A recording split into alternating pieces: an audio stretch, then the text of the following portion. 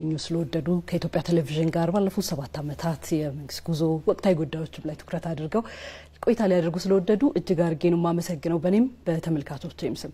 እኔ አመሰግናለሁ። መልካም እንግዲህ ቃለ መጠይቄን የምጀምረው ከአንድ ንግግር ነው። በተለይ በበርካቶች ዘንድ የሚነገር አሁንም ድረስ የሚጠቀስ አንድ ንግግር አለ። ስንኖር ኢትዮጵያዊ ስንሞት ኢትዮጵያውያን የምትለው ንግግር ቫይራል የሆነች በርካቶች አሁንም ድረስ የሚጠቅሷት ናትና ትልቅ የሆነ ኃያል የሆነ ትርጉም እንዳለውም ጭምር እረዳለሁና ክቡር ጠቅላይ ሚኒስትር ኢትዮጵያዊነት ለርሶ ምንድነው? እጅግ በጣም ወሳኝ ጥያቄ ነው። የኢትዮጵያዊነት ምንነት ላይ ሳንግባባ ከዚያ ተቀጥሎ በሚወጡ ሀሳቦች ላይ መነጋገር ያስቸግራል። ኢትዮጵያዊነት ማን ነው? ኢትዮጵያዊስ ማን ነው? ለምንድን ነው ኢትዮጵያዊነት የሁላችን አሰባሳቢ ጥላ አድርገን የምንወስደው የሚለውን ነገር ሁሉም ሰው በእኩል ትርጉም ይገነዘበው እንደሆነ እርግጠኛ አይደለሁም። ለኔ ኢትዮጵያዊነት ኮመን ፌት ነው፣ የጋራ እጣ ፈንታ ነው። እንደ ግለሰብ ሳይሆን እንደ ሕዝብ የምንደርስበትን ማንኛውም ትልሞቻችን ልናሳካ የምንችለው በዚህ ግራንድ ማንነት ውስጥ እንደሆነ ነው የማምነው።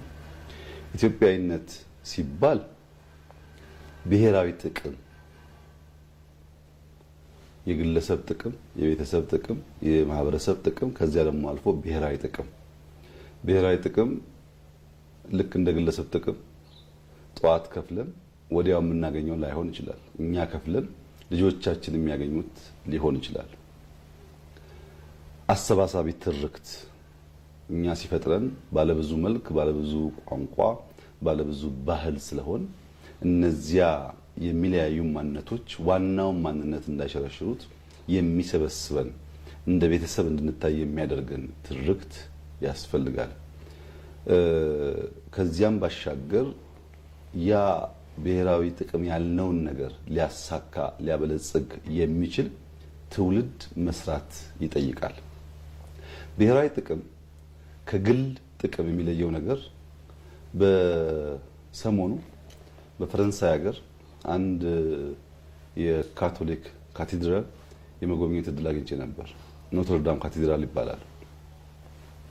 እዚያ ሲነግሩን ይህ ካቴድራል ተጀምሮ እስኪያልቅ 200 ዓመት ፈጀባቸው። 200 ዓመት ማን መኖር ይችላል?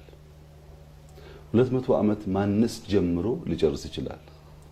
200 ዓመት የሚሰራ ስራስ ጀማሪው ምን ሊሆን ጀመረው? በግል ጥቅም ቢሆን አያየው።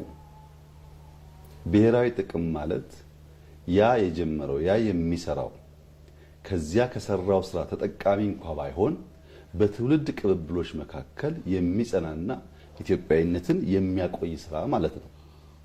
አንዲት ቤተክርስቲያን ጀምሮ ለመጨረስ 200 ዓመት የፈጀው የጋራ የሆነ ፈረንሳዊ ጥቅም እንጂ የግለሰቦች ወይ የኩባንያ ጥቅም ሊሆን አይችልም። ብሔራዊ ጥቅም ስንል ከኛ ከግል ፍላጎትና መሻት የተሻገረ ማለት ነው።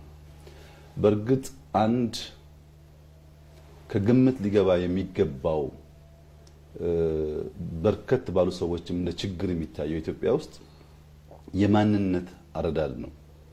የሰው ልጅ በአንድ ማንነት ብቻ አይታወቅም። እኔ በስሜ እታወቃለሁ። አብይ ስባል መለያዬ ነው፣ ማንነቴ ነው። የአባቴ ልጅ መሆኔ የአባቴ ስም ማንነቴ ነው። የልጄ ስም ማንነቴ ነው።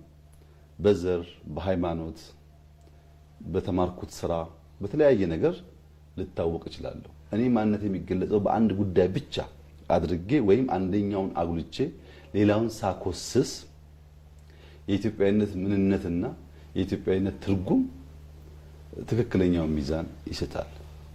ለምሳሌ እዚህ ቤት ውስጥ 100 ኢትዮጵያውያን ብንኖር 100 የምንሞላው ኢትዮጵያዊ ስንሆን ነው። እዚህ ካላችሁ ሰዎች ወንዶች ተለዩ ከተባለ 60 ልንሆን እንችላለን። ከወንዶች መካከል የብልጽግና ፓርቲ አባላት ተለዩ ቢባል ደግሞ 20 ልንሆን እንችላለን። ከብልጽግና ፓርቲ አባላት መካከል የሲቪል ኢንጂነር ተማሪዎች ተለዩ ብንባል ደግሞ 3 ልንሆን እንችላለን። ሲቪል ኢንጂነር ማንነታችን ነው፣ ብልጽግና ማንነታችን ነው፣ ወንድም ማንነታችን ነው። ምን ለይበት የምንገለጽበት ነገር ነው። ሁሉ ተሰካክቶ ግን ኢትዮጵያዊነት ስር ነው የሚወድቀው ማለት ነው። ኢትዮጵያዊ ሲሆን ሰብሰብ ተለቅ ይላል። ከኢትዮጵያዊ በታች ያሉ ማንነቶች ደግሞ አሉ፣ ነገር ግን እያነሱ ይሄዳሉና ወደ ትልቁ ማንነት ወደሚሰበስበን፣ ወደሚያጸናን፣ ወደሚያዘልቀን ማንነት መሰብሰብ ማለት ነው። ስንኖር ኢትዮጵያዊ ስንሞት ኢትዮጵያ የተባለው ሐሳብ እኔም የሚገዛኝ ሐሳብ ነው። ስኖር ኢትዮጵያዊ ሆኜ ለኢትዮጵያ ብሔራዊ ጥቅም ሰርቼ ለኢትዮጵያ ብሔራዊ ጥቅም ቆሜ ሳልፍም ኢትዮጵያ መሆን እመኛለሁ። ነገር ግን አንድ ወዳጄ ይሄን አባባል የሚወድና ነገር ግን የሚተች አግላይ ነው አለኝ። ስኖር ኢትዮጵያዊ ስንሞት ኢትዮጵያ የሚለው አግላይ ነው። ስኖር ዲያስፖራ ስንሞት ኢትዮጵያም ስላለን አለኝ። ምን ማለት ነው? ሰዎች በተለያየ ምክንያት ሀገራቸውን ጥለው በተለያየ ሀገር ይኖራሉ፣ ፓስፖርት ይቀይራሉ፣ ይወልዳሉ፣ ይኖራሉ። መጨረሻ ግን ብዙዎቹ፣ ሁሉም ባይሆኑ ብዙዎቹ ሲሞቱ ገንዘቡን መክፈል እንኳ ባይችሉ ኢትዮጵያውያን አዋተው ለምነው ተለቅተው አስከሬናቸውን ለሀገራቸው ልከው እዚህ ይቀበራሉ። ያ ሰው ለምንድን ነው ኢትዮጵያ ሄደህ የምትቀበረው ተብሎ ከሞቱ በፊት ቢጠየቅ ብርድ እንዳይመታኝ እንዳይርበኝ ከጎረቤት ጋር ቡና አልጠጣ ሊል አይችልም። በሆነ ሎጂካል በሆነ መንገድ ሊያሳምነን አይችልም። ነገር ግን ሰው ሞቶ እንኳን የመጨረሻ ማረፊያው ሀገሩ እንድትሆን ይመኛል። ያ በዚያ ልክ የሚወዳት በዚያ ልክ የሚመኛትን ሀገር ማጽናት፣ መጠበቅ፣ ማስቀጠል ላይ ግን በዚያ ልክ አይተጋም። ለዚህ ነው ብሔራዊ ጥቅም የሚያስፈልገው። ስንሞት እንኳን ልናርፍበት የምንፈልገውን ምድር የማጽናትና የማቆየት ጉዳይ የየዕለት ንግግራችን የየዕለት ስራችን ውጤት ካልሆነ በእኛ እንዝላልነት ሊፈርስ ይችላል። ከፈረሰ ደግሞ ስንኖር ካናዳዊ ሆነን ስንሞት ኢትዮጵያ የምንሆንበት እድል ያንሳል ማለት ነው እና በጣም ጥልቅ ሀሳብ በውስጡ የያዘ ነው። ይህ በውስጡ የያዘው ሀሳብ ግን ለመጪው ትውልድ እንዴት አድርገን የጸና የለማ የማይለምን ሀገር እናቆያለን ከሚል ፍሬ ሀሳብ ጋር መሰናሰል አለበት። ምክንያቱም የጀመርነው ትውልድ ካልቀጠለ የምናስበውን ትውልድ ካልቀጠለ በስተቀር በአንድ ትውልድ፣ በአንድ ቤተሰብ፣ በአንድ ግሩፕ ሀገር ተሰርቶ አያልቅም። ሀገር የቅብብሎች ውጤት ነው። ያን ለማረጋገጥ የሚያስችል ስራ መስራት የሚቻለው ትውልድን እያሰብን ስንሰራ ነው። ነገን እያሰብን ስንሰራ ነው። ነገን የምናስብ ሰዎች ግን ዞር ብለን ትናንትናን መመልከት የማንችል ከሆነ ትናንትናችን የዘነጋን እንደሆነ ከትናንትናችን መማር የማንፈቅድ ከሆነ ነገ አይሰራም። ለዚህ ነው እኛ ትናንትን ከዛሬ ዛሬን ከነገ አስተሳስረን ሚዛን ጠብቀን ሀገርን ገነባለን ብለን የተነሳ ነው። እንግዲህ ሁሉም ሰው እንደሚገነዘበው ትናንትን ባለው ልክ ማክበር አጽንቶ ማቆየት የኛ ንግግር አይደለም፣ ተግባር ነው። በዚህ እድሜሽ ወይም ከዚያ ፊት ወላጆችን ብትጠይቂ የትኛው መንግስት የላሊበላን ውቅር አብያተ ክርስቲያን ሊጠግን ሲሞክር አልሰማሽ? በዚህ እድሜሽ ወይም በአባትሽ እድሜ የትኛው መንግስት የፋሲል ቤተ መንግስት ሊጠግን ሲሞክር አልሰማንም። በኔም በአባቴም እድሜ የአባ ጅፋር ቤተ መንግስትን ሰዎች ሊጠግን ሲሞክር አልሰማንም። እዚህ ያለንበትን የሚኒሊክ ቤተ መንግስት፣ የኃይለ ሥላሴን ቤተ መንግስት ሁሉ ቀርቶ የሉሲ መገኛ የሆነው የኢትዮጵያ ሙዚየም የሚባለው አንድ ለእናቱ ከተሰራ በኋላ ዞር ብሎ የሚያየው ባለመገኘቱ በውስጡ የያዘው ኮንቴንት በጣም ብርቅና ውድም ቢሆን ሰው ገብቶ ለመጎብኘት የሚያስችል ብቃት አልነበረም፣ አልተጠገነም፣ በተሰራበት ልክ አልተያዘም ወይም አላደገም። እነዚህን ትናንት አባቶቻችን የሰሯቸውን የጀመሯቸውን ነገሮች ለትውልድ እንዲሸጋገሩ ይሁነን ብለን አስበን የምንጠግንበት ምክንያት እንዲቆይ የምንፈልግበት ምክንያት ትናንትናችንን ማየት ካልቻል ነገ የሚባል ነገር የለም። ትናንትናን ብቻ በመጠገም ነገ አይሰራም። ለምሳሌ ዩኒቲን በመስራት ብሔራዊ ቤተ መንግስትን በመስራት ብቻ ነገ ሊሰራ አይችልም። መሀል ላይ ችግር አለ። መንገድ የሚያገናኝ የለም፣ ሳይንስ ሙዚየም የለም፣ ፍሬንድሺፕ የለም፣ ለዛሬ ደግሞ ያ ክፍተት መሙላት አለበት ማለት ዛሬ ሊሟላ የሚገባው ክፍተት ሲሟላ ትናንት መቆየት ሲችል ነገ ቁልጭ ብሎ የሚታይ ምን አይነት ነገር ለመድረስ እንደምንችል ማንም ሰው በቀላሉ ሊገምት ይችላልና ትናንትናን በወጉ ተገንዝበን በወጉ ተረድተን እሱን ጠግነን ለልጆቻችን መሻገር እንችል ስናደርግና በትናንትና ውስጥ የጎደሉትን ደግሞ ዛሬ ስንሞላ ነጋቸው ብሩህ የሆኑ ልጆች ይፈጠራሉ ማለት ነው። ይሄን ያሰበ ነው ኢትዮጵያዊነት። ኢትዮጵያዊነት ማዕቀፍ ነው። ኢትዮጵያዊነት ከትናንት እስከ ነገ ነው። ኢትዮጵያዊነት ከሀ እስከ ፐ ነው እንጂ ሲመቸን ሲደላን ጥቅም ስናገኝበት የምናዜመው የምናወድሰው ሲከፋን ሳይመቸን ሲቀር ህልሞቻችን ሲጨነጋገፉ የምንተው የወረት ጉዳይ አይደለም፣ የሁል ጊዜ ነው። በከፍታም በዝቅታም ሲመችም ሳይመችም የምንኖረው ጉዳይ እንጂ ኢትዮጵያዊነት ሲደላንና ለኛ ሲመች ለምሳሌ ስልጣን ስንይዝ ኢትዮጵያዊ ብለን ኖረን ስልጣኑ ሲቀር ደግሞ የለም ኢትዮጵያዊነት አያስፈልግም የምንል ከሆነ ይሄ ትክክለኛ መስፈርት አለ። ኢትዮጵያዊነት የምንሰዋለት ዓላማ ነገ ሃርቨስት የምናደርገው ብቻ ሳይሆን አንዳንዱ በልጆቻችን የሚታይ ሊሆን ይችላል። ለዚያም ቢሆን ዋጋ የሚከፈልለት ጉዳይ ነው። ይሄ ደግሞ በኢትዮጵያ በተደጋጋሚ ታይቷል።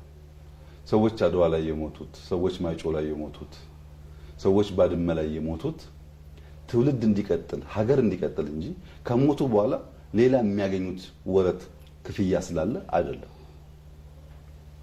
ሰዎች ህይወታቸውን ከፍለው ሀገራቸውን የሚያጸኑት ኢትዮጵያዊነት እንደዛ ባለ ደርዝ የሚለካና የሚታይ ስለሆነ ነው።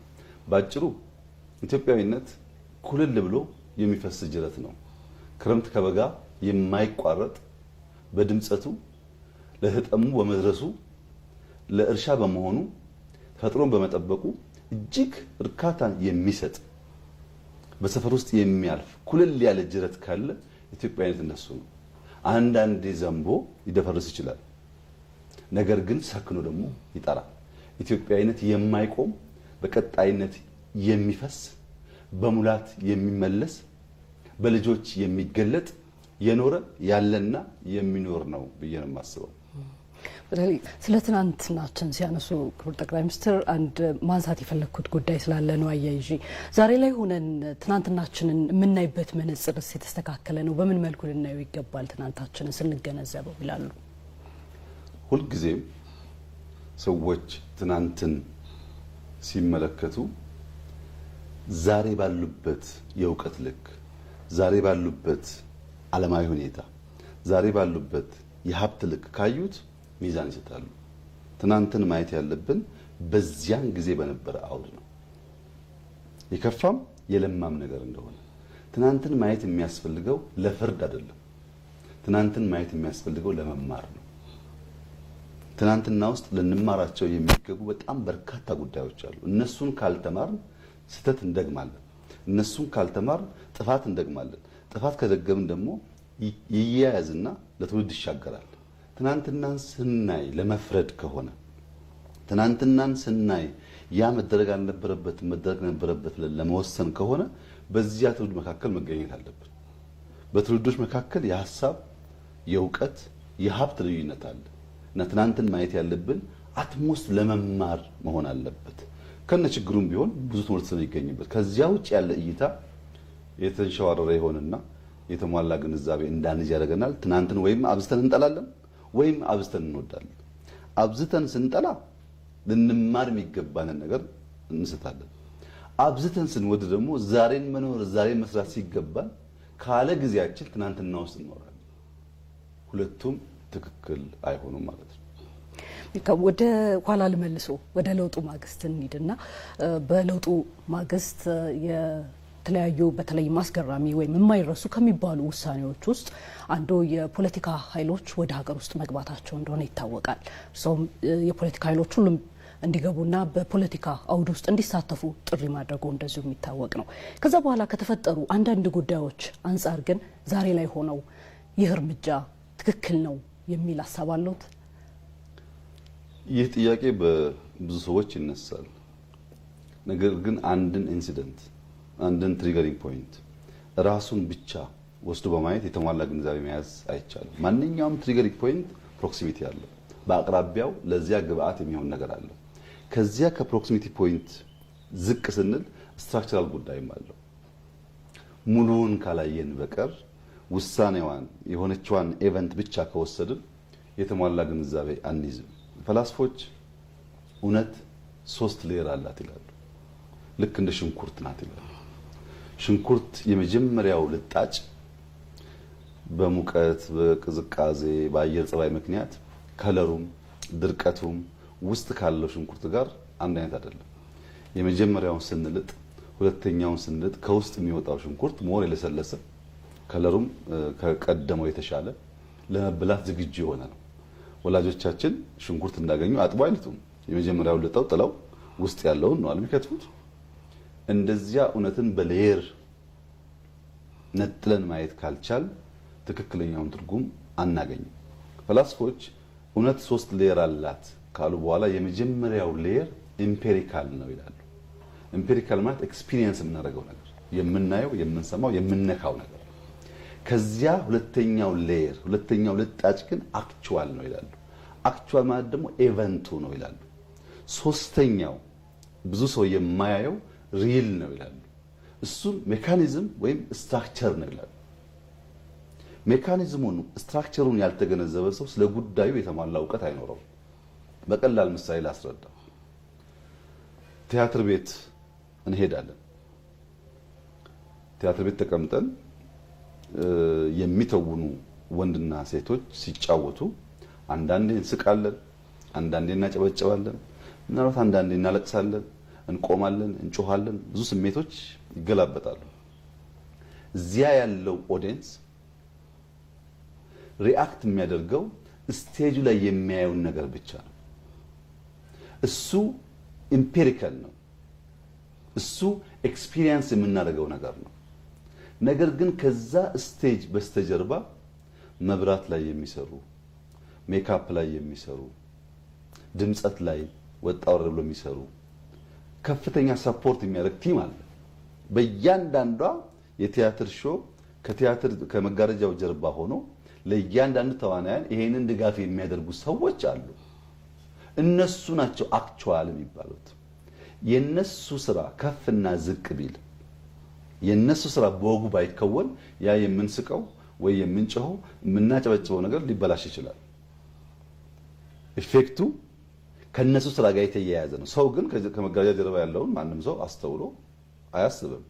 ከነሱ ጀርባ ደግሞ ሌላ ቁልፍ ስትራክቸራል ጉዳይ አለ። ስክሪፕት ራይተሩና ዳይሬክተሩ። ስክሪፕት ራይተሩና ዳይሬክተሩ የነገሩ መሰረት ናቸው።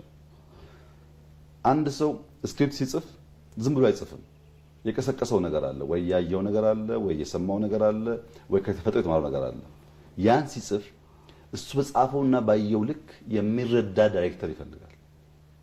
አስተውለሽ ከሆነ ዳይሬክተሮች ቲያትር ሲያለማምዱ አለባበስህ እንደዚሁን፣ ቁመናህ እንደዚሁን፣ ድምጸትን ከፍ አድርግ ዝቅ አድርግ ይላሉ። ከየት አመጡት ሰዎቹ? ያን ቲያትር አላዩትም። በጭንቅላታቸው ውስጥ ሙሉ ቲያትሩን ስክሪፕቱን አስቀምጠው ቲያትሩን ስለው ለሰዎች ለመግለጥ የሚያደርጉት ጥረት ነው።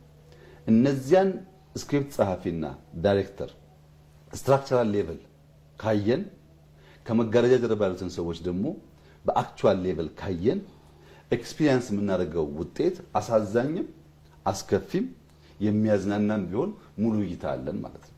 ለምሳሌ አንድ ቲያትር እናይና ማን ጻፈው? ሎሬት ጸጋዬ ነው እንዴ? ማን ዳይሬክት አደረገው? እነማን ተጫወቱት? እንልና በሙሉ ግንዛቤ ነውናል ማለት ነው። የኛንም ጉዳይ ብዙ ጊዜ ያለው ችግር ሙሉ ግንዛቤ ማጣት ነው። ሙሉ ግንዛቤ ማጣት የተሳሳተ ፍርድ ለመፍረድ ይዳዳል፣ ይዳርጋል። በመጀመሪያ እስረኞች ሳንፈታ እንታገላለን የሚሉ ሰዎች ሳንመልስ ለውጡ ሲመጣ ምን አይነት ኢትዮጵያ፣ ምን አይነት መንግስት ነበር እኛ የተቀበልነው? እኛ እኔም፣ አንቺም፣ እሱም፣ እሷም፣ ሁሉም ሰው ማለት ነው። የጋራ ዕዳ ስለሆነ የተቀበልናት ኢትዮጵያ 59% ጂዲፒዋ ዕዳ የሆነ ዕዳ መሆኑ አይደለም፣ ስትበደር ኖራ አሁን ጊዜው ደርሷልና ካልከፈልሽ ልትበደሪ ማትቺ፣ ካልከፈልሽ ምንም አይነት ኢንቨስትመንት አናደርግም የሚባልበት ጊዜ ማለት ነው። አንዳንዴ እዳም እያለ የመበደር ሩም ካለ ችግር የለውም፣ እየተበደረም ስራ ሊሰራ ይችላል። በፍጹም አናበድርም፣ ቀይ ናችሁ፣ እስከዛ የሰጠናችሁ ልትከፍሉ አልቻላችሁም የተባለች ሀገር ናት። ደሞዝ ለመክፈል እኔ ቢሮ ገብቼ በጥቂት ቀናት ውስጥ የመጀመሪያው ጥያቄ ደሞዝ መክፈል አንችልም የሚል ነበር የመጀመሪያው ጥያቄ። እና እዳ የነበረባት ኢትዮጵያ የነበረባት ሳይሆን በእዳ የተዘፈቀች ኢትዮጵያ መሆኗን በደንብ ማስተዋል ያስፈልጋል። ስትራክቸራል ሌቭል። ሁለተኛው ፕሮጀክቶቻችን በጣም በርካታ ፕሮጀክቶች ተጀምረው ቆመዋል። በየቦታው ድንጋይ ተዘርቷል። በየቦታው ሰው ድንጋይ ልቀሙልኝ ይላል። ሌላውን ተውና ህዳሴ ብቻ ነው። ህዳሴ ኮንትራት የተሰጠው ኩባንያ በቃ ለውጥ መጥቷልና ከዛሬ ጀምሮ ስራህን ቀጥል እናግዛለን በሚል አማርኛ የሚጀመር ስራ አልነበረም። ስራውን ለመጀመር ብቻ ከኮንትራቱ ውጪ 1 ቢሊዮን ዩሮ ጠይቆናል። የነበረው ኮንትራት አይደለም። አዘገያችሁኝ እንዳልሰራ፣ በጊዜ አልከፈላችሁኝም፣ ኪሳራ ደረሳችሁብኝ፣ ያን ካልከፈላችሁኝ በቀር ስራ አልጀምርም የሚል ኩባንያ የነበረው በነበረው ኮንትራት ሳይሆን በደረሰበት ኪሳራ ኮምፐንሴት የሚደረገው ማለት ነው። እዚህ ጋር ዕዳ ነው፣ እዚህ ጋር ደግሞ ፕሮጀክቶች ቁጭ ብሏል። በመንገዱም በሁሉም መንገድ ጥያቄዎች አሉ። ከሁሉ ላይ ግን ህዳሴ ደግሞ እንደዚህ አይነት ከፍተኛ የሆነ ሀብት ዲማንድ ያደርግ ነበር። ሶስተኛ የተረከብናት ኢትዮጵያ በጂኦግራፊ ታስረች ናት፣ እስረኛ ናት። እኛ መሰለን እንጂ ስንንቀሳቀስባት ኢትዮጵያን የሚያክል 130 ሚሊዮን ህዝብ ያለው ከፍተኛ ቆዳ ስፋት ያለው ብዙ ምርት ማምረት የሚችል ለብዙ ጎረቤቶቹ በብዙ መንገድ ሽጦ በረከሰ መንገድ ፕሮዳክቱን አቅርቦ ብዙ ነገር ማግኘት የሚገባው ሀገር እስረኛ የነበረው የጂኦግራፊ እስረኛ መሆን ዛሬ ብቻ ሳይሆን በልጆቻችን በእነሱም ልጆች ጭምር አደጋው እያደገና እየጎላ የመጣ ጉዳይ ነው። የተረከብናት ኢትዮጵያ የጂኦግራፊ እስረኛ ነበረች። ይህንን መዘንጋት አያስፈልግም። ጂኦግራፊ እስረኛ መሆን ለምንጠይቃቸው ጥያቄዎች በሙሉ በኋላ ምላሽ እየሆነ ስለሚሄድ የተቋም ድቀት ነበረ። ያሉን ተቋማት በወጉ ስላልተሰሩ የተሰጣቸውን ተልዕኮ ለመፈጸም የማይችሉ መንግስት፣ ፓርቲ፣ ዘር፣ ሃይማኖት፣ ሰፈር መለየት የሚቸገሩ መንግስት እያለ ሌላ መንግስት እንዲያዛቸው የሚጠብቁ ተቋማት ነበሩ። ድቀት ያለበት ነው። ያ ምንድነው? ሐሳብ እንኳን ቢኖር ያን ሐሳብ ኤክስኪዩት ለማድረግ አያስችልም ማለት ነው። ከተቋም ሻገር ስንል በርካታ አሳሪ ህጎች ነበሩ። ህጎቻችን በንግዱም በሂውማን ራይቱም መፈተሽ ይጠይቁ ነበር። ህጎቹ ሲሰሩ ስሪታቸው አሳሪ ስለነበረ ከዚህ ሁሉ ብሶ ደግሞ ትርክታችን አንተ ቀይ ነህ፣ አንተ ጥቁር ነህ፣ አንተ እንደዚህ ነህ የሚል ከፋፋይ በታኝ ትርክ ነው የነበረው ለአመታት የተሰራበት እና ሰው ቁጭ ብሎ በጋራ ለማውጋት እንኳ በዚያ የተሰጠው ክፉ ዘር የራሱን ቢጤ ካላገኘ በስተቀር ለመነጋገር የሚቸገር ነበር። የሚዲያ አውዱ፣ የፖለቲካ አውዱ የተሳከረ ዓለም ነው የነበረው። እነዚያን ስትራክቸራል ጉዳዮች ሰው ዘንግቶ ለምን ተመለሰ፣ ለምን ተወሰነ፣ ለምን ተቀመጠ ቢል ትክክለኛውን ምላሽ አያገኝም። ምን አይነት ኢትዮጵያ ነው የተቀበልነው? ምን ትመስል ነበር ኢትዮጵያ ያኔ? ታስታውሳላችሁ? እንፈርሳለን አንፈርስም ነኮ ጥያቄ ነበረው። አሁን ተቀይሮ ሌላ ጥያቄ መጣ እንጂ ያኔ የነበረው ኢሹ እሱ አልነበረም። በእንደዚህ አይነት ሁኔታ ውስጥ ያለን ሀገር የሚመራ መንግስት ጠንከር ያለ ፈታኝ ውሳኔዎች ይወስናል። ያለው አውድ በራሱ መጨከን መወሰን ይጠይቃል። ውሳኔዎች ግን ሙሉ በሙሉ በፈለግነው መንገድ ግብረ መልስ ያላቸው 100% ፖዚቲቭ ሪአክት የሚያደርጉ ማለት አይደለም። ውሳኔዎች ሁልጊዜም ቢሆን የራሳቸው ዳውን ሳይድ አላቸው፣ የራሳቸው ደካማ ጎን አላቸው። ማንኛውም ውሳኔ ጠቀሜታ አለው፣ ጉዳት አለው። ወሳኙ ሰው ማድረግ ያለበት ጥቅሙን ማጉላት፣ ጉዳቱን መቀነስ ነው። አሊያ ደግሞ ጉዳት ፈርቶ አለመወሰን ነው። ጉዳት ፈርቶ ካልወሰነ በነበረበት አውድ ውስጥ ይኖራል ማለት ነው። ደፍሮ ከወሰነ ጥቅም አለ፣ ያጎለዋል፣ ጉዳት አለ፣ ጉዳቱን እንዲቀንስ ይገራዋል፣ ይመራዋል። ይሄ ማንኛውም ኃላፊነት ያለበት ሰው እንዲያደርግ የሚጠበቀው ጉዳይ ነው። ከዚህ ተነስተን ነው እንግዲህ በነበረው አውድ ሚዲያው የፖለቲካ አውዱ ተቋማት ችግር ስለነበረባቸው ፓርቲዎች፣ ተቃዋሚ ኃይሎች እንዲገቡ ብንፈቅድ፣ እስረኞች እንዲፈቱ ብንወስን፣ ያለውን ፖለቲካል ላንድስኬፕ ብንቀይር ያለው የተፈታው እስረኛ ሁሉ ለሀገር ጠቃሚ ነው፣ የተፈታው እስረኛ ሁሉ ወንጀል ሳይሰራ ጥፋት ሳያጠፋ ነው የታሰረው ብለን አይደለም። እንደዛ ምን አይደለም። ግን የለም ሳንፈታ እንለይ ብንል ምን ይፈልጋል? ተቋም ይፈልጋል። ተቋም ስብራት አለ ብዬሻለሁ።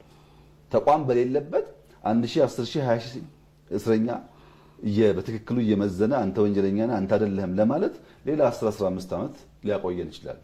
ሪአክት የሚያደርግ ሪስፖንድ የሚያደርግ ተቋም ስላልነበር የተቋም ስብራት እዚህ ጋር ይመጣል ማለት ነው። ከተቃዋሚዎች መካከል አቶ እገሌ ቢገቡ አይከፋም፣ አቶ እገሌ ግን ችግር አለባቸው ለማለትም ያን ልየታ ማስኬድ የሚያስችል ተቋም ኢትዮጵያ አልነበራትም። ጊዜም አልነበራትም፣ አቅምም አልነበራትም። በዚያ ምክንያት መልካሙን ከክፉ ደምሮ ጥቅምም ጉዳትም ያለው ነገር ቢሆንም በጊዜ ሂደት እየጠራ እንዲሄድ መወሰን አለበት። ለምንድን ነው እንደዚህ አይነት ውሳኔ መወሰን የሚያስፈልገው? ዲሞክራሲን ኢምብሬስ እና ዲሞክራሲን እንለማመድ ስንል ዲሞክራሲ በተፈጥሮ ሜሲ ነው። ምቹ ጎዳና እኮ አይደለም ዲሞክራሲ። አንድ ነገር ለመስራት ግራቀኝ ማየት፣ ግራቀኝ ማማከር፣ መወያየት የሚፈልግ ስርዓት ነው። እንደኛ ላሉ ሀገራት ተመራጭ ቢሆንም ግን ንጹህ የሆነ ሲምለስ ሃይዌይ አይደለም። በየመሃሉ የሚጎረብጡ ነገሮች አሉት። ያ የሚጎረብጥን ነገር እየፈቱ መሄድ ግድ ነው። ያ የማይመችን ነገር እየፈቱ መሄድ ግድ ነው። ያ በመሆኑ ምክንያት ይሄ ውሳኔ ያመጣው ጥቅም ባለው ልክ በለውጡ አጠቃላይ ሂደት ውስጥ የፈጠረው ደግሞ ውስብስብ ችግሮች አሉ። ችግር አልቦ ውሳኔ ስላልነበረ ችግሩን እናሳነሳለን፣ ጠቀሜታውን ደግሞ ማክሲማይዝ እናደርጋለን። እኛ ስንመጣ አንዱ ቃል የገባነው ምንድነው? ቃል የገባነው ነገር ኢትዮጵያ ውስጥ ዲሞክራሲን ለማምጣት እንሰራለን ነው። ዲሞክራሲን ለማምጣት እንሰራለን ብለን ወንጀል ሰርተው በግፍ የታሰሩ ሰዎች፣ በትክክለኛው መንገድ ለኢትዮጵያ ዲሞክራሲ የሚታገሉ ሌላ ኢንትረስት ያላቸውን ሰዎች ከሀገር ተሰደው ባሉበት ሁኔታ የመለየት አቅም ሳይኖርን ሁለቱንም ብንከለክል ያ የምናስበውን ዲሞክራሲ ልናመጣ አንችልም። ልክ አስፋልት ሰርቶ አስፋልቱ ስለሚያምር መኪና አይሄድበትም ብሎ እንደመከልከል ነው። አስፋልት ከሰራን በኋላ ጥንካሬው ምን ያክል እንደሚዘልቅ ማወቅ የምንችለው መኪኖች ከሄዱበት ነው። በመንገድ ስራ ኮንትራክት ውስጥ አንድ ኮንትራክተር አስፋልቱን የጨረሰ ቀን አያስረክበንም። በኮንትራክት ህጉ ተጨማሪ 1 ዓመት 2 ዓመት ይሰጣል። ለምንድን ነው? ያ የተሰራው ስናየው ያማረ ግን ስንሄድበት 10 ሜትር ጠንካራ፣ 1 ሜትር ጎርጓዳ፣ 1 ኪሎ ሜትር ጠንካራ፣ ሌላ ደግሞ 100 ሜትር የተበላሸ ሊሆን ይችላል። ያንን ቴስት ማለፍ የሚችለው መኪኖች ሲመላለሱበት ነው። መኪኖች ከሄዱበት ከታየ በኋላ የተበላሸ ፓርት ተጠግኖ ሲሟላ ነው ኮንትራት ሰጪው የሚረከበው። እኛ ዴሞክራሲ ያለው መንገድ ከሰራነው በኋላ ፓርቲዎች አይንቀሳቀሱበትም ብለን ከዘጋን የዴሞክራሲውን ውሃ ልክ ማወቅ አይቻልም። እና የኛ ውሳኔ የነበረው ሁሉም መድረክ ማግኘት አለበት፣ ሁሉም ጆሮ ማግኘት አለበት። ሐሳብ ያለውና ሐሳብ የሌለው ለኢትዮጵያ ጠቃሚ ምክር የሚያመጣና የማያመጣ ጊዜ ይለየዋል። አሁን እኛ ተቋም ሳንይዝ እንለይ ብንለው ሪፎርሙን ሳንጀምረው ይጨናገፋል። ግን ለሁሉም መድረክ እንስጥ፣ ሁሉም ይደመጥ፣ ይታይ፣ ሐሳቡ ይደመጥና የተሻለው ይቀጥላል። ያልተሻለው ደግሞ በጊዜ ብዛት የሚሆነው ይሆናል። እና የመጀመሪያው ነገር መድረክ እንዲያገኙ ማድረግ ነው። ራሱን ለገበያ እንዲያቀርብ፣ ራሱን ለሚሸጥለት ህዝብ ለማቅረብ እንዳይከለከል ማድረግ ነው።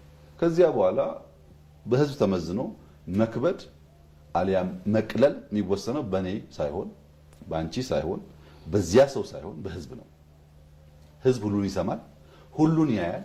ከዚያ መካከል የተሻለና የከበደለትን አክብዶ ይወስዳል፣ የቀለለውን ደግሞ እንዲሁ ይተዋል ማለት ነው። ህዝብ እንዲወስን እድል ሳንሰጥ ከሆነ ግን ውሳኔ የምንወስነው ጥፋት ያመጣል። በቅርቡ አውሮፓ ጉዞ ነበረኝ እና በዚህ ቆይታዬ አንድ የሚገርም ነገር አስተዋልኩ። እዚህ በጣም በንጽጽር ብዙ አምቡላንስ ስለማይጮህ መሰለኝ አውሮፓ በጣም ይረብሽ ነበር። ከአንድ ቦታ አንድ ቦታ ሲኬድ አምቡላንስ ይጨዋል። አምቡላንሱ ብቻውን አይደለም፣ የእሳት አደጋ መኪና ያለው ሞተር ሳይክሎች አሉና ጩኸት ነው። ወደዚያ ጩኸት ወደዚህ ጩኸት ነውና በጣም ይረብሻል። ተደጋጋሚ አጋጠመኝ። ዝም ልል ሞከርኩ፣ ግን እየበዛ ሲሄድ ጎኔ የነበረው ሰው የአምቡላንሱ ጩኸት በጣም ያውካል፣ ይረብሻል፣ ራስ ያማል፣ ያስመርራል አይነት ቅሬታ አዘል አስተያየት ሰነዘርኩ። አዎ ልክ ነህ፣ ይጮሃል። ግን ለመውለድ የምታጣጥር እናት ህይወት ይታደጋል። በመኪና አደጋ ወድቀው ህይወታቸው ሊያልፍ ያሉ ሰዎች አምቡላንሱ ደርሶ ህይወታቸውን ይታደጋል። ወላጅ ልጆቻቸው አጠገባቸው ሳይኖሩ በስትሮክ ምክንያት ወድቀው በካንሰር ምክንያት ታመው በከፍተኛ ሪስክ ውስጥ ሲሆኑ ደርሶ ይታደጋቸዋል አለ። ለሱ የአምቡላንሱ ጩኸት ሳይሆን አምቡላንሱ የሚሰራው ቁም ነገር ነው የሚታየው። እኔ ደግሞ እንደ መጤ እንደ አዲስ ሰው ለዚያ ጊዜ ነበረኝ ኮንፈርት ጩኸቱ አልተመቸኝም። እኔ ያየሁት ጩኸቱን ነው፣ እሱ የሚያየው ደግሞ ማዳኑን ነው። ልክ እንደዚሁ ወደ ሀገር ውስጥ ያስገባናቸው ሰዎች ኪሳራ ብቻ ናቸው ብሎ የሚያስብ ሰው ልክ እንደዚሁ ነው። ብዙ አትርፈንበታል። ብዙ የከበዱ ሀገራቸውን እያገለገሉ ያሉ ሰዎች አሉ። በመንግስት ካቢኔ ውስጥ በክልል አመራር ውስጥ ያሉ አሉ። ዩኒቨርሲቲ የሚያስተምሩ አሉ። ገብተው የሚነግዱ አሉ። ለረጅም ጊዜ ቤተሰብ ጋር ተለያይተው ቤተሰብ ጋር የተገናኙ አሉ። አባትና ልጅ መገናኘት ተስኗቸው አብረው የሚኖሩ አሉ። ወይም አብረው ኖረው ወጥቶ መግባት ያልተከለከሉ አሉ። እና በዚያ ውሳኔ ብዙ ያተረፉ ብዙ የተጠቀሙ ሰዎች አሉ። በእርግጥ ጉዳትም አሉ። ኢትዮጵያም እንደዛው ናት። በሩቅ የምናውቃቸው ቢያገለግሉ ብለን የምንመኛቸው እያገለገሉ እየጠቀሙ ያሉ ሰዎች አሉ። ያን ደግሞ ስተው ያጡ ሰዎች አሉ። ውሳኔውን ማየት ያለብን ሙሉ በሙሉ አክሳሪ ሙሉ በሙሉ ጥፋት ሳይሆን እንደ ማንኛውም ውሳኔ የራሱ ጠንካራና ደካማ ጎን አለው። ደካማ ጎኑን እያረምን እያስተካከልን ጠንካራ ጎኑን ደግሞ ማክሲመም እየተጠቀምን ለመሄድ ነው ጥረት የተደረገ ያለው። በዛ አውድ ነው መታየት ያለበት እና ፋውንዴሽኑን ካልተረዳን ውሳኔዋን ብቻ ከወሰድን እንስታለን። ያኔ ምናለ እዛው በቀሩ ኖሮ ብሎ የሚያስብ ሰው ነው የሚሆን ይገባኛል። ግን በየትኛው ኢትዮጵያ የምትወስነው ይሄንን ለነገሩሳ አይግቡ ብለን ብንወስን ያለ መከላከል የሚያስችል ተቋምስ ነበረን ወይ የሚለውን ጥያቄ ያስነሳል እና በደንብ ከመሰረቱ መገንዘብ አስፈላጊ ይመስለኛል። ይህ ጉዳይ በድምሩ ግን አትርፈንበታል። የከበዱ አሉ፣ የተጎዳንባቸው ኤሪያም አሉ፣ የከሰርንባቸው ኤሪያዎች አሉ። እነሱን እየተማር እየቀነስን ጥቅሙን እያጎላን እንቀጥላለን። ምናልባት የሚገናኝ ይመስለኛል ክቡር ጠቅላይ ሚኒስትር፣ እነዚህ የፖለቲካ ኃይሎች ከዛ በኋላ በድንበሩ ጊዜያቶች የአቋም መዋዠቅ የታዩባቸው የነበሩ አሉ። ቀደም ሲል ተቋማት ግንባታዎቹ ሲሄዱ በየጊዜው ፊልተር እያደረጓቸው ይሄዳሉ የሚሉ ሀሳቦችን ሲያነሱ ነበር እና የአቋም መዋዠቆች የታዩባቸው የፖለቲካ ኃይሎች አንዴ ደጋፊ አንዴ ተቃዋሚ የሚሆኑ የፖለቲካ ኃይሎች አሉና እንደው ከመነሻው ነው ምንድነው ምክንያቱ ለዚህ ሊባል ይችላል? አንዳንዴ መደገፍ አንዳንዴ መቃወም የሚለው ጉዳይ ጤነኛ እስከሆነ ድረስ የፖለቲካ ባህል መገለጫ ነው። ሁልጊዜ ድጋፍ ወይም ሁልጊዜ ተቃውሞ መጠበቅ የለበትም ፖለቲካ ውስጥ። ነገር ግን ፖለቲካን ማየት ያለብን በባህር ላይ እንደመሻገር ነው። በባህር ላይ ስንጓዝ አንዳንድ ጊዜ ባህሩ ጸጥ ያለ ሊሆን ይችላል።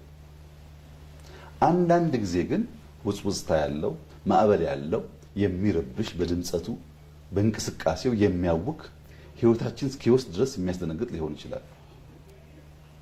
ማዕበሉን ጸጥ ባለበት ሰዓት ያየው ሰው ወጀብ ሊነሳ እንደሚችል አስቦ በወጀብ ጊዜ ምን አይነት ቴክኒክ መጠቀም እንዳለበት ካላወቀ በድንጋጤ ነገሩ እዛ ሊያበቃ ይችላል። ወጀቦች ማዕበሎች ግን ሁሌ ገዳይ ሁሌ አጥፊ ብቻ አይደሉም። አንዳንድ ጊዜ ወደምንሄድበት አቅጣጫ ከኋላ የሚገፋ ነፋስ ሆኖ ካሰብነው ጊዜ አፍጥኖ ያደርሰናል። ይሄ በአውሮፕላንም ይታያል። ዊንድ ከኋላ ነው ይላሉ አንዳንዴ ከጊዜው ፈጥነው ሲደርሱ፣ አንዳንዴ ደግሞ ከፊት ሆኖ በጣም አስቸጋሪ ሊሆን ይችላል። ያ የመጣው ማዕበል ምን አይነት ነው የሚለውን ማስተዋል ያስፈልጋል። ይህ ለውጥ በዓለም ላይ ከፍተኛ ውዳሴ፣ ከፍተኛ ምስጋና ከፍተኛ ድጋፍ ካስተናገዱ በጣም ጥቂት ለውጦች በአፍሪካ ውስጥ አንዱ ነው። ሰዎች መዘንጋት የለባቸውም ይህን ጉዳይ። ከኖቤል ፒስ ፕራይስ ጀምሮ ከ27 በላይ ዩኒቨርሲቲዎች ሬኮግናይዝ ያደረጉት በጣም በርካታ ዓለም አቀፍ ተቋማት የተለያየ ምክንያት የተሸለመ የተደነቀ የተወደሰ በዓለምም በአፍሪካም በኢትዮጵያን ከፍተኛ ድጋፍ እና ውዳሴ ያገኘ ለውጥ ነው። በዚያው ልክ ደግሞ የሚቃወሙት ከጅምሩ የተቃወሙት መሀል ላይ የተቃወሙ ወጣ ገባ የሚሉ ሰዎችም ያስተናገደ ለውጥ ነው። ምንም አልጋ በአልጋ ተደርጎ አይወሰድም። ድጋፍ ያን ያክል የቸገረውና ለድጋፍ የሚጠማ አይደለም። ከፍተኛውን ድጋፍ አስተናግዷል። ተቃውሞም እንደዛው አስተናግዷል።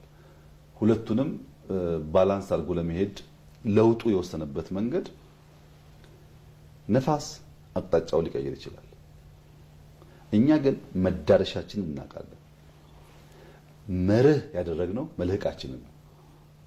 መርህን መልህቅ ካላደረግን በስተቀር መዳረሻ ግባችንን መልህቅ ካላደረግን በስተቀር ንፋሱ ወጀቡ መጣ ቁጥር ወዳሻው እንዲወስደን ከፈለግን ንፋሱ ይወስደናል፣ ግን ከምናስበው አያደርስም። አንዳንዴ ወጀብ መጥቶ እኛ የምንሄድበትን ፖይንት ትቶ ሌላ ጫፍ ሊጥለን ይችላል።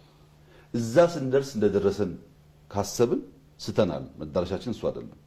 እኛ መዳረሻችን ብልጽግና ነው። መዳረሻችን የጸናች ኢትዮጵያን ማየት ነው። መዳረሻችን ልመና ያቆመች ኢትዮጵያን ማየት ነው። እሱን ስናስብ መሀል ላይ ውዳሴም እርግማኑም ቢመጣ ብዙ ሚዛን የሚያስተን ጉዳይ አለ። ሚዛናችን የምንጠብቀው መልህቃችን መርህ ስለሆነ ማለት ነው። በውዳሴ ውስጥም እምብዛም ስካር አልተሰማንም፣ በእርግማን ውስጥም እምብዛም አልረበሸንም። ከእያንዳንዱ ውዳሴና ከእያንዳንዱ እርግማን ግን ለምን ብለን እንማራለን። ምን ፈጠረው? ምን አመጣው? የፖለቲካ ፓርቲዎች ለምንድን ነው በናሽናል ኢንትረስት ጉዳይ ላይ የሚሰበሰብ የሚጸና ሀሳብ መያዝ ያልቻሉት ብለን እንገመግማለን። አንደኛው ችግር የታዘብነው በዚያ ጊዜ የነበሩ የተቃዋሚ ፓርቲዎች ለውጡን ያዩበት መንገድ ነው። እኛ ያየንበት መንገድ ብቻውን በቂ አይደለም። እኛ ያየንበትን መንገድ ለመገንዘብ መጋቢት 24 የነበረውን የፓርላማ ንግግር ማየት ነው። አንዲት ስቴትመንት አልተዛነፈችም። ያቺ ንግግር ናት በየቀኑ በየአመቱ ተገበረው። እኛ አልተቀየርንም። ዓላማችን አስተዋጭ ተናግረነዋል፣ እየኖርነው ነው። ያ ንግግራችንን በየቀኑ እየኖርነው ነው። ከውጭ ያሉ ሰዎች ግን የኛን ንግግር የሰሙት ለነሱ አእምሮ እንዲመች አድርገው ነው። እኛ ያልነውን ሳይሆን የሚሽቱን የሰሙት። እንዴት ሰሙት ያልሽኝ እንደሆነ አንዳንዶች ችግር የለውም እነዚህ ብዛም የማይታወቁ ሰዎች ስለሆኑ ከወጣ ብለን በሪሞት እናዘዋለን ለውጡን እኛ ወደምንዘውረው የሚጓዝ ለውጥ ይሆናል ብለው አሰቡ።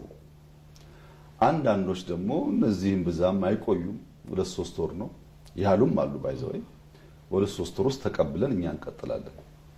እነዚህ በቃ አድራሽ ብቻ ናቸው እንጂ ዋነኞቹ እኛ ነን ብለው አሰቡ። ይሄን ሐሳብ ከጅምሩ የገመትናቸውም አሉ፣ በሂደት የተማርናቸውም አሉ።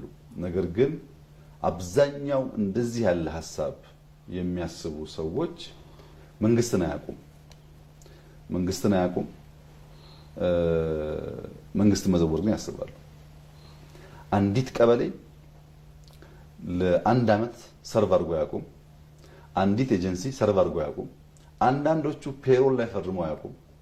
ማገልገል ምን እንደሆነ አያውቁም። ግን መንግስትን ማፍረስ፣ መንግስትን መምራት፣ መንግስትን መዘወር እንደሚችሉ ያስባሉ። ይህ ስለራሳቸው ያላቸው ግምገማ የፈጠረባቸው ቀውስ ይመስለኛል። ሀገር ለመምራት 3 ጉዳዮች ያስፈልጋሉ። አንደኛው እውቀት ያስፈልጋል። እውቀት ማለት የእውቀት መሰረቱ ኢንፎርሜሽን ዴታ ነው። አንድ ሰው ትምህርት ቤት ሄዶ የሚሰማቸው ማንኛውም ወሬዎች፣ ኢንፎርሜሽኖች ሲደረጁ፣ በቻፕተር ሲደረጁ፣ በሴሜስተር ሲደረጁ፣ በአመት ሲደረጁ፣ በሰርቲፊኬት ሲረጋገጡ እውቀት ይባላሉ። ግን ወሬ ናቸው፣ ኢንፎርሜሽን ነው። አንድ ሐኪም ስለ ሕክምና ኢንፎርሜሽን ሰምቶ ከጨረሰ በኋላ ሄድና አክም ቢባል ማከም አይችልም። እየሰማ በሆነ ጊዜ ላይ መሞከር አለበት። ኖውሌጅ የሚባለው እውቀት የሚባለው በሰማነው ኢንፎርሜሽን ባነበብነው መጽሐፍ ወይም ከሰዎች በሰማነው በትምህርት መልክ በተሰጠን ነገር ያከማቸው ነገር ማለት ነው። እሱ ያስፈልጋል። ግን በጣም ያለው ሼር በመንግስት ውስጥ እነሱ እንደሚያስቡት ሳይሆን ውስን ሼር ነው ያለው። ከዚያ ቀጥሎ ስኪል ያስፈልጋል። ያ ኖውሌጅ የሚመነዘርበት የሚተረጎምበት መስራት የሚያስችል ስኪል ያስፈልጋል። ሶስተኛው ደግሞ ስኪል ለማምጣት አንዳንዴ እጅ ይቃጠላል፣ አንዳንዴ ይወደቃል፣ አንዳንዴ ጩኸት አለ፣ አንዳንዴ ድጋፍ አለ። በዚያ ውስጥ ደግሞ ዊዝደም እየተገነባ ይሄዳል በጊዜ ውስጥ ማለት ነው።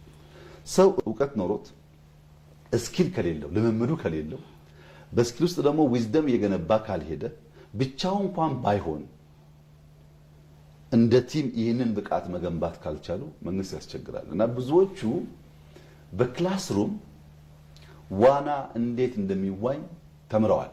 ስለ ዋና አልሰሙም አይደልሽም።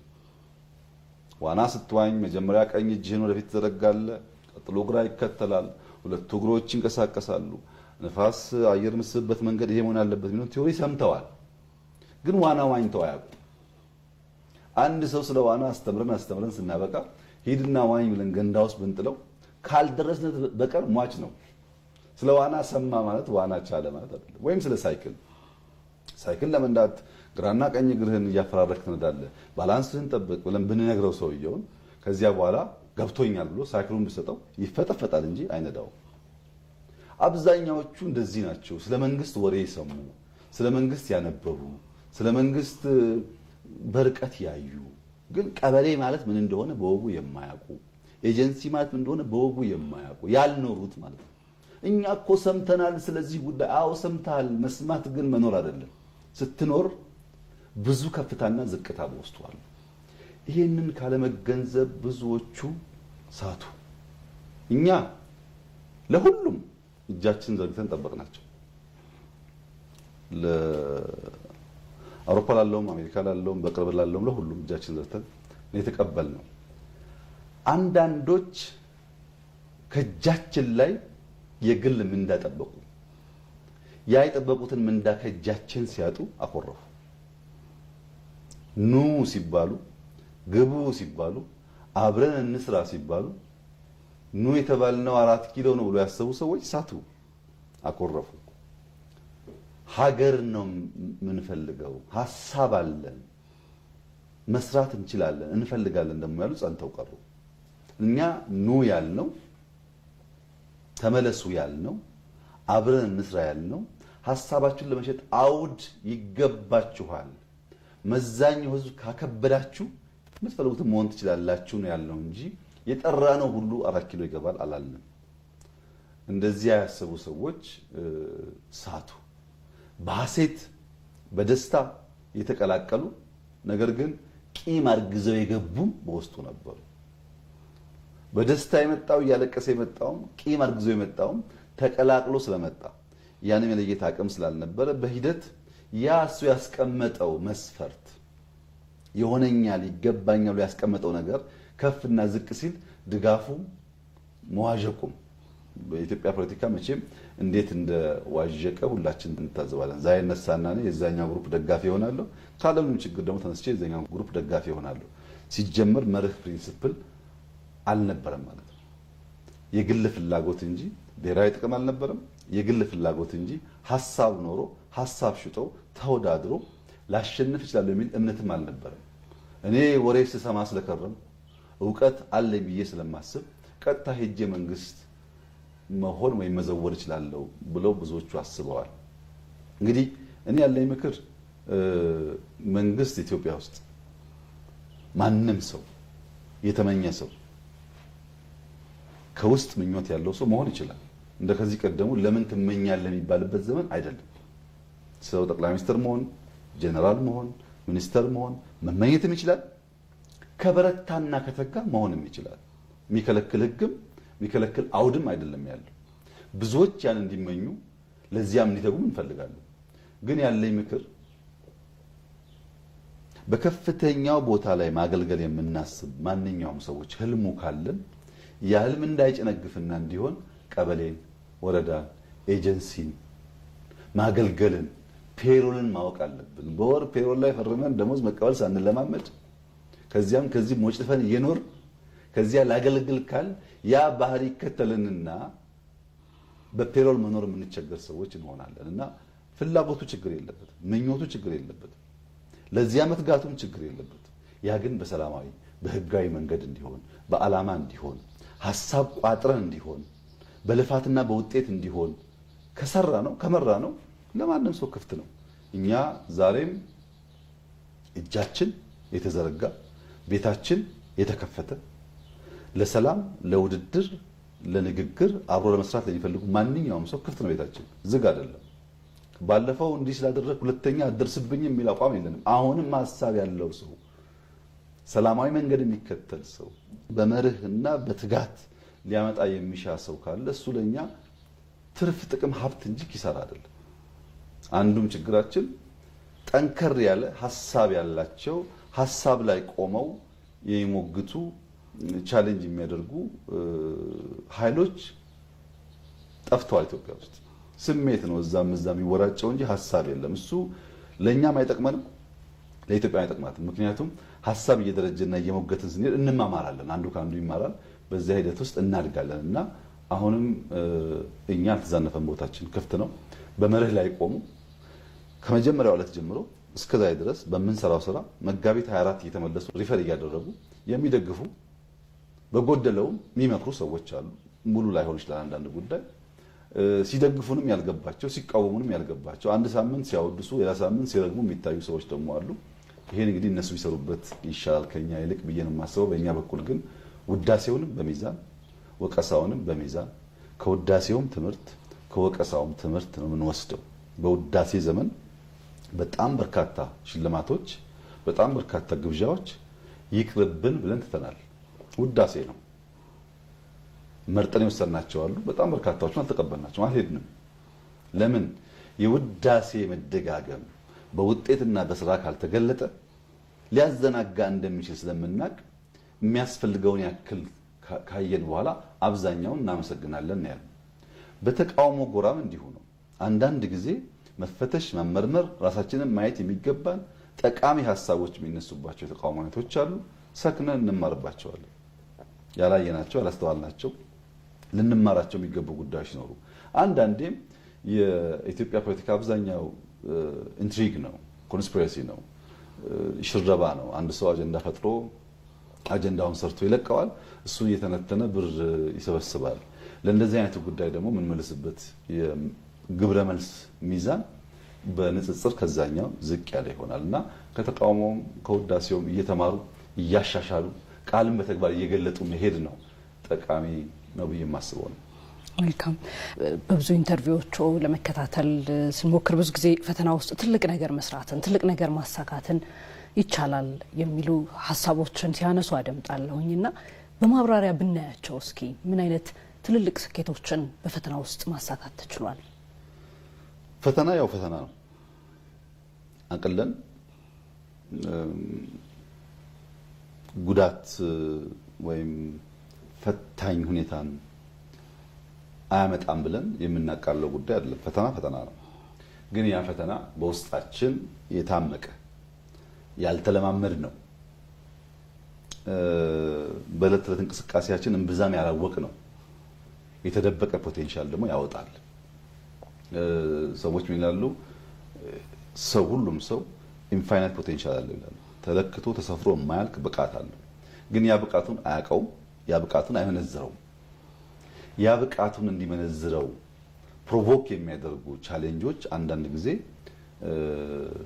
ከፍተኛ ውጤት ያመጣሉ። ለምሳሌ አሁን እዚህ አንደኛ ፎቅ ላይ ተቀምጠን እያለን አንደኛ ፎቅ ነው፣ ጉዳት አይደርስብሽም፣ እስቲ ዝለይ ብልሽ ብትሞቺ አታደርጊው። ሰበራለው፣ ጎዳለው፣ አላደርገውም ነው የምትይው።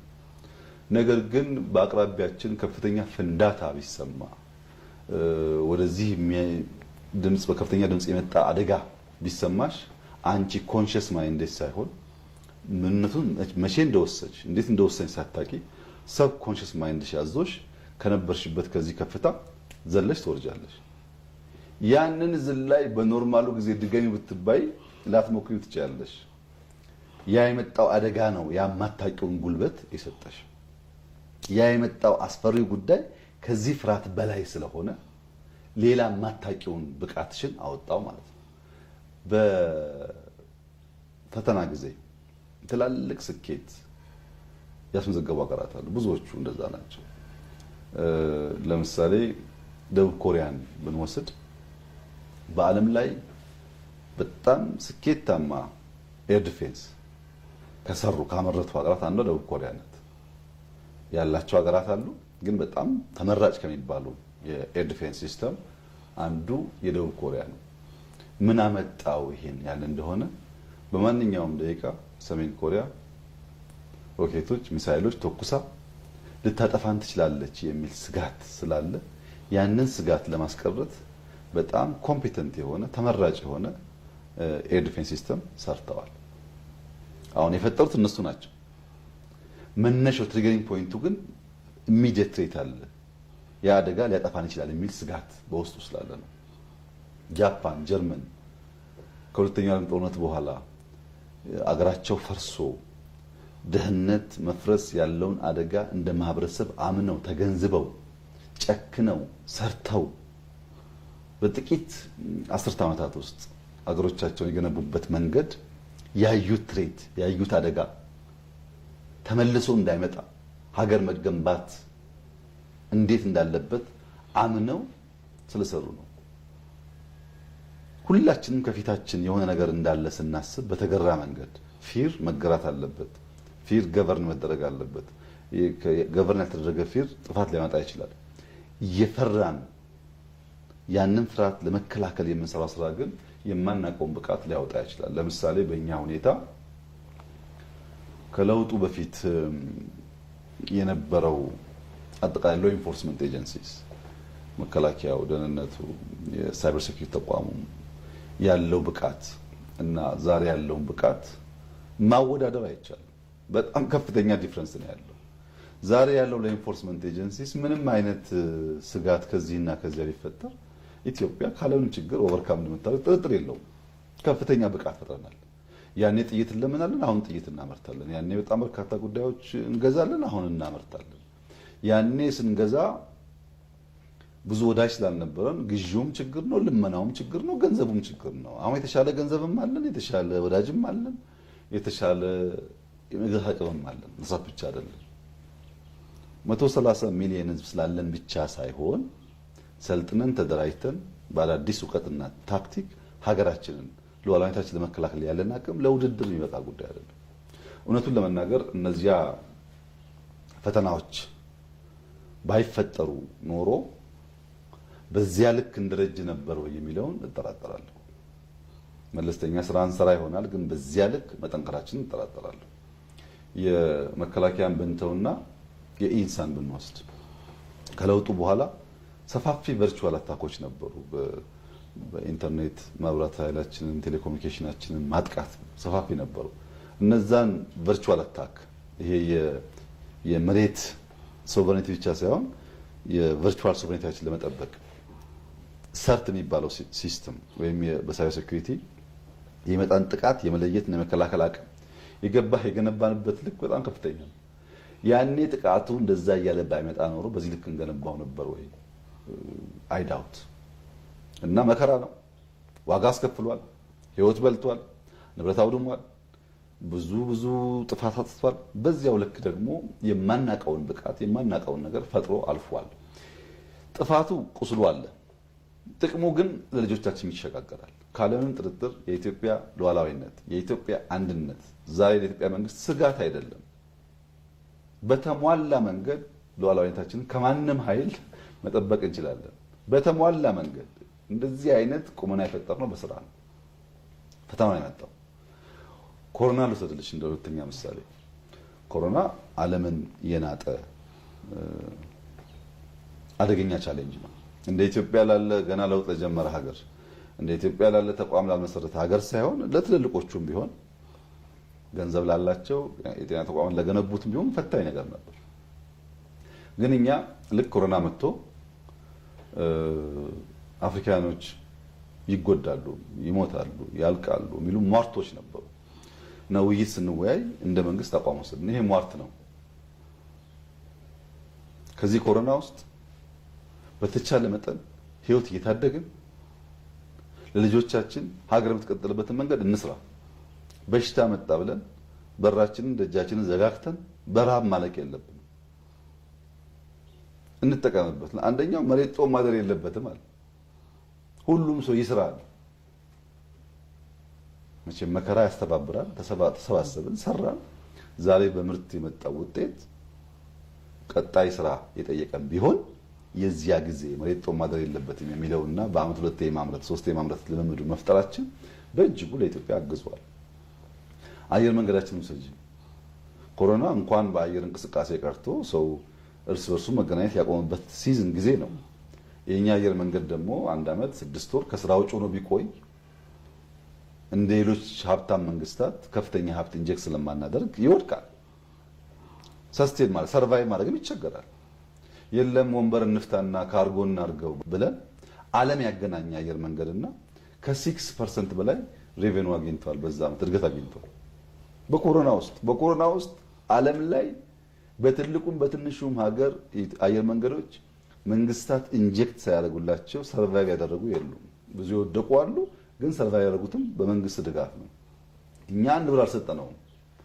ያንን ቻሌንጅ ወደሚመቸን መንገድ ቀይረን ተጠቀምንበት። በጣም በርካታ ምሳሌዎች ማንሳት ይችላል። ፈተናዎች ኮሮናም ይሁን አንበጣ፣ ጦርነትም ይሁን ሌላ መልክ ያለው ፈተና የራሱ የሆነ ኦፖርቹኒቲ ይዞ ይመጣል።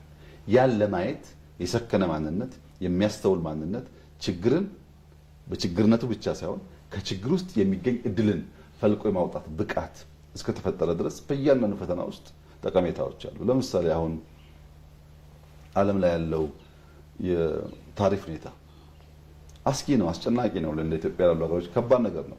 ተቀምጠን ተወያየን፣ እንጠቀምበት። እድል አለው፣ ችግር ብቻ አይደለም። እውነቱን ለመናገር ከፍተኛ ጥቅም እያገኘንበት ነው እና ከማንኛውም ፈተና ከማንኛውም ችግር በማስተዋል ተፈልቅቆ የሚወጣ ኦፖርቹኒቲን ማየት እስከቻለ ድረስ ምንም ጥርጥር የለውም ፈተና የሚያመጣቸው እድሎች አሉ። እነሱን መጠቀም የሚያስችል ብቃት መፍጠር ደግሞ ያስፈልጋል። በዚህ አግባብ ነው ኢትዮጵያ ውስጥ ባለፉት 7 ዓመታት በጣም በርካታ ፈተናዎች ገጥመውን ለማመን የሚያስደንቁ ድሎችም ለማመን የሚያስደንቁ ተአምር ሊባሉ የሚችሉ ድሎች ተመዝግበዋል። እያንዳንዱን በየፈርጁ ማየት ይቻላል። አስደማሚ፣ አስደናቂ፣ ለማመን በእጅጉ የሚዳግቱ ተአምራዊ ውጤት አይተንበታል። መጋቢት 24 የተናገርነውን በየዕለቱ እየኖር በየዕለቱ እየሳቅን በየዕለቱ እየተደመምን በውጤት ሙላት ወደምንፈልገው ሀሳብ እየተጓዝ ነው። ያ ማለት ግን ማዕበል የለም ማለት አይደለም። ማዕበሎች አሉ፣ ፈተናዎች አሉ። እነሱ ወደምንፈልገው ግብ የሚያደርሱ ጉልበት እንዲሆኑ አድርገን እንጠቀምባቸዋለን። በዚያ መንገድ ነው የሚገነዘበው። ክቡር ጠቅላይ ሚኒስትር፣ የተለያዩ ሜጋ ፕሮጀክቶች እንደ ሀገር ይከወናሉ እና እነዚህም ፕሮጀክቶች ደግሞ በአካል ሄደው ቅርብ ክትትል ያደርጋሉ። ይህ ብዙም የተለመደ አይደለም፣ በመሪ ደረጃ የሚደረጉ ክትትሎች እዚህ ሀገርና ይህን ለምንድን ነው የሚያደርጉት? ስኬት መከናወን ጀምሮ መጨረስ ካሰቡት ግብ መድረስ የማድረግ አቅምን ይፈልጋል። ሳንተጋ ሳንለፋ ከፈለግነው መዳረሻ መድረስ አይቻልም። አቋራጭ መንገድ የምንፈልገውን ውጤት ሊያመጣልን አይችልም። አንዳንዱ ጉዳይ በዚያ ትጋት ውስጥ በዚያ መውጣት መውረድ ውስጥ ማለፍ ይጠይቃል። በእርግጥ ይሄ በእኛ ሀገር ብቻ የሆነ ጉዳይ አይደለም። ማንኛውም ተቋም በወጉ ያልገነቡ ሀገራት ሀገራቸውን ለማጽናት ለልጆች የሚሸጋገር መሰረተ ልማት ለመጣል ፍላጎት የነበራቸው ሀገራት በሙሉ አመራሮች ወይም ኤጀንሲዎች፣ ቼንጅ ኤጀንቶች ከፍተኛ ሚና አላቸው።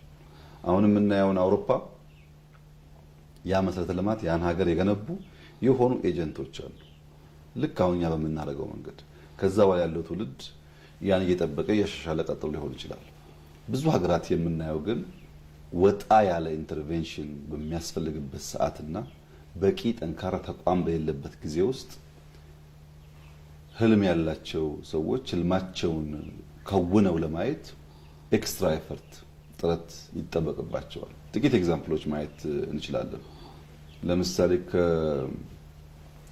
ከሁለተኛው የዓለም ጦርነት በኋላ ፈረንሳይ በጣም ጉዳት ከደረሰባቸው ሀገራት አንዷ ነች።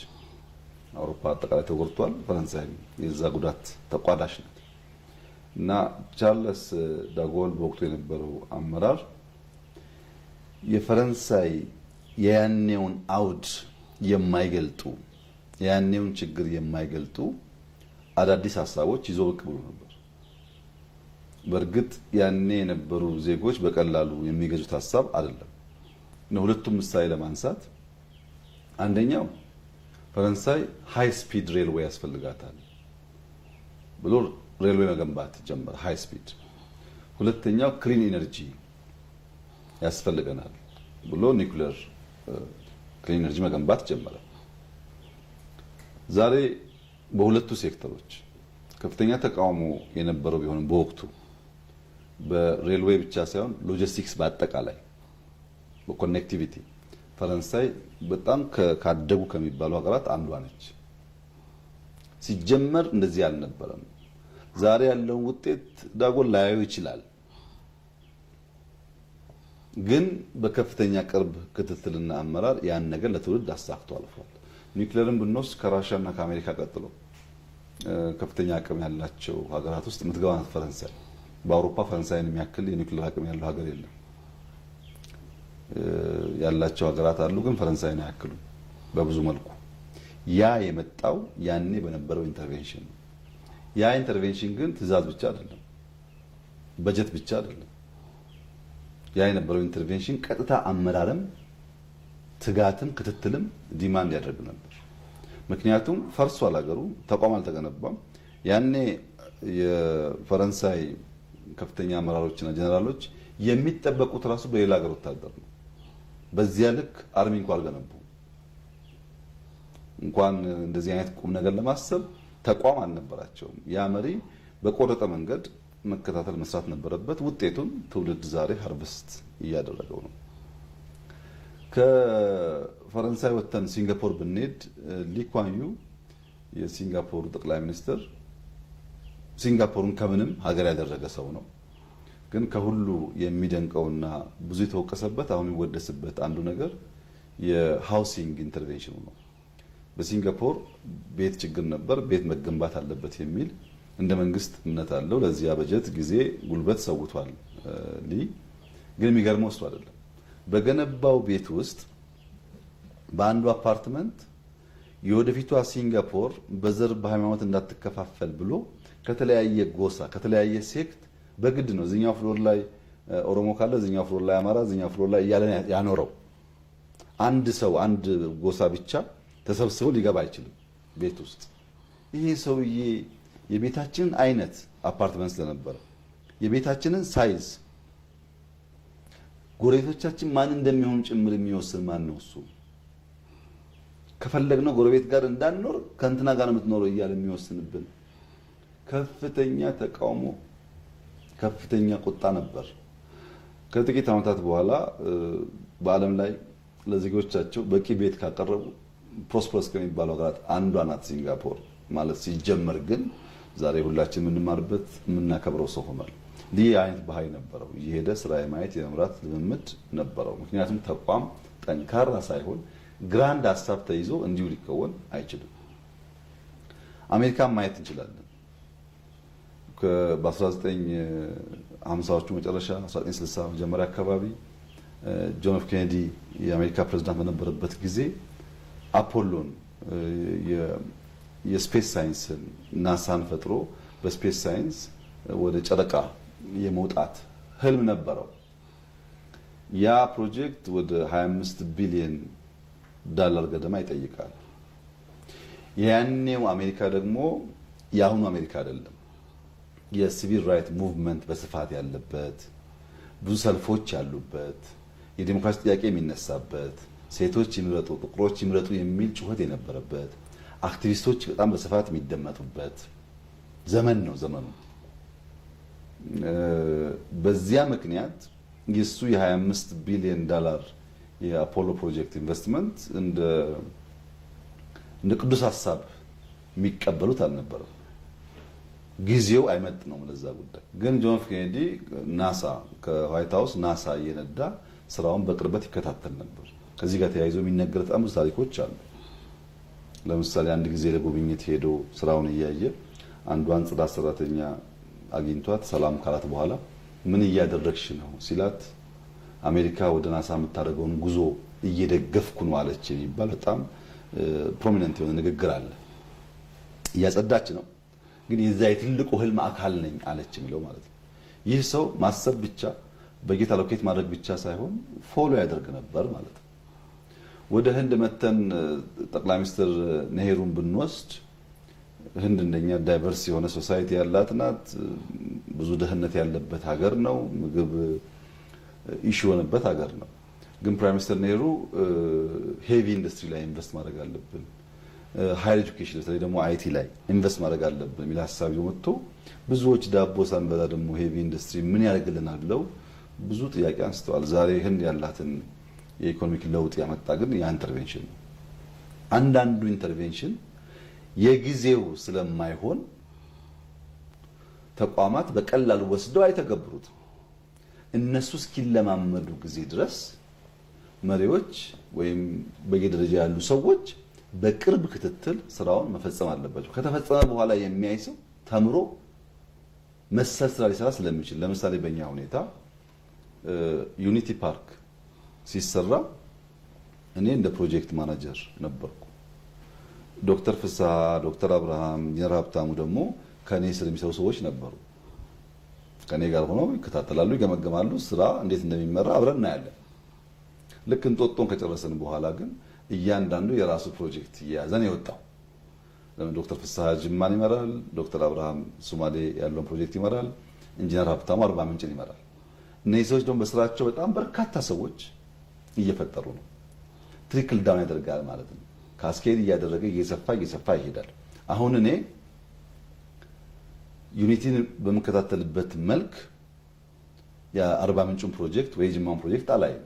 ባለቤት አለው፣ ሪፖርት ይቀርብልኛል፣ ቪዲዮ ይቀርብልኛል፣ ሲያስፈልግም ሄጄ አየዋለሁ። እንደዚህኛው ግን በየቀኑ ክትትል አይጠበቅብኝም። እዚህ ያስፈልግ ነበር ቲሙ እስኪሰራ ሀሳቡን የሚጋሩ አብልጠው የሚሰሩ ፓሽኑ ያላቸው ልምድ ያካበቱ ኖት ኦንሊ ኖሌጅ ስኪሉም ያላቸው ተለማምዶ ስኪል ዴቨሎፕ ያደረጉ አመራሮች ሲፈጠሩ ደግሞ እኔ በሌሎች ስራዎች ትኩረት እያደረግኩ እሄዳለሁ። ለምሳሌ አዲስ አበባ ላይ የመጀመሪያው ኮሪደር የመጀመሪያው ዙር ሲሰራ እያንዳንዱን ኮሪደር የሚያስተባብሩ ሰዎች ኦልሞስት በየቀኑ የሳምንቱ አገኛቸዋለሁ። በየቀኑ ስራውን ያለው ኮሜንት አደርጋለሁ፣ ቀንሱ ጨምሩ ላለው በመጀመሪያው ዙር።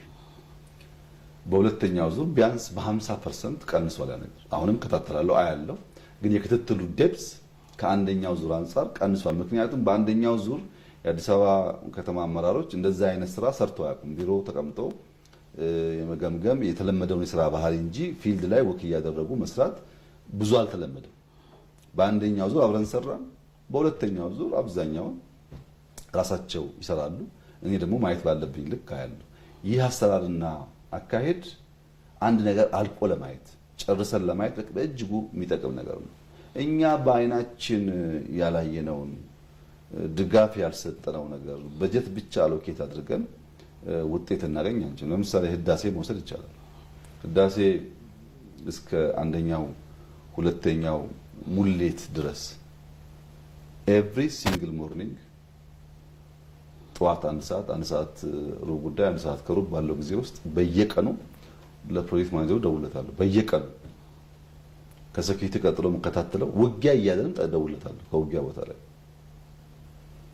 ምክንያቱም ይፈልግ ነበረ። አሁን ደግሞ መጠኑ እየቀነሰ ሄደ ማለት ነው። ለምን ነገርየው መስመር እየያዘ ሲሄድ የኔ ኢንቮልቭመንት እየቀነሰ ሲሄድ ሌሎች እየተረከቡት ይሄዳሉ። እኔም ደግሞ ወደ አዲሱ ነገር ፊቴን ዞር አደርጋለሁ። በዚህ መንገድ ካልሄን በቀር ጀምረን መጨረስ፣ አስበን መከናወን ከባድ ነገር ነው። ድካምን ፈርተን ድካምን ሸሽተን ውጤት መመኘት ተገቢ አይደለም። በእኛ ደግሞ ሁኔታ ተቋም የለም ብቻ ሳይሆን የተለመደው አሰራር መሪዎች ከቢሮ ስለማይወጡ ነገርየውን በአይን ስለማያዩ በጣም በርካታ የውሸት ሪፖርቶች ይቀርባሉ።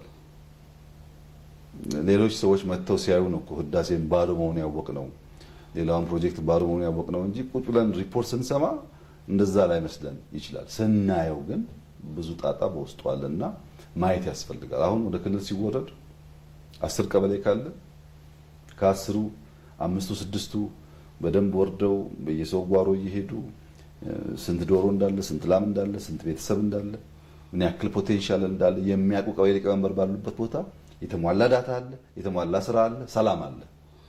ቀበሌ ሊቀመንበሮች ብዙ በማይወርዱበት በማይከታተሉበት ማን እንደገባ ማን እንደወጣ በእነሱ ሰፈር በማያውቁበት ሁኔታ ውስጥ ደግሞ ችግር አለ እና ክትትል በቀበሌ ደረጃ ያስፈልጋል።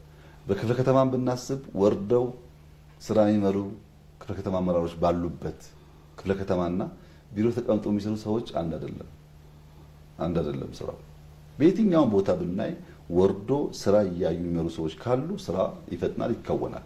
ያንን ልምምድ ማሳደግ ያስፈልጋል። ደግሞም ትምህርት ይገኝበታል። እውነት ለመናገር በማናቃቸው የስራ መስኮች ውስጥ ባለሙያ ጋር ስንነጋገር ስራ ስናይ ለምን ሆነ ስንል ለምን አታፈርስም ለምን አትቀጥልም ስንል ብዙ ነገር እንማራለን ከውድቀትና ትምህርትም ይገኝበታል፣ ስራም ይቀላጠፋል። ሰውም ደግሞ እንደዛ አይነት ጉልበት ሰጪ ክትትል ሰዋዊ ባህሪ ነው። ሰው ቁጥጥር ይፈልጋል። ለዚያም አስፈላጊ ስለሆነ ነው እንደዛም አደርገው። አድካሚ ነው ግን በጣም ደስተኛ ነኝ። ጀምሬ ያልጨረስኩት ነገር የለም። ጀምሬ አስቤ ያልሰራሁት ፕሮጀክት የለም። ብዙ ጉዳይ የማይመስሉ ጉዳዮች እናስባለን። የማይመስሉ በእኛ አቅም የማይታሰቡ ግን ያልቃሉ። ስለሚመሩ ክትትል ስላለ ያልቃሉ።